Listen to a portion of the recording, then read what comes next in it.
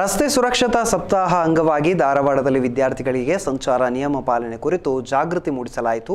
ಧಾರವಾಡದ ಜುಬಿಲಿ ವೃತ್ತ, court circle ಸೇರಿದಂತೆ ಇತರೆಡೆ ಧಾರವಾಡ ಸಂಚಾರ ಠಾಣೆ ಪೊಲೀಸರು ವಿದ್ಯಾರ್ಥಿಗಳಿಗೆ ಮಾಹಿತಿಗಳನ್ನು ನೀಡಿದರು. ಇನ್ನು ಈ ಕಾರ್ಯಕ್ರಮದಲ್ಲಿ ಧಾರವಾಡದ ವಿವಿಧ ಪದವಿ ಪೂರ್ವ ಮಹಾವಿದ್ಯಾಲಯದ ವಿದ್ಯಾರ್ಥಿಗಳು ಭಾಗವಹಿಸಿದರು.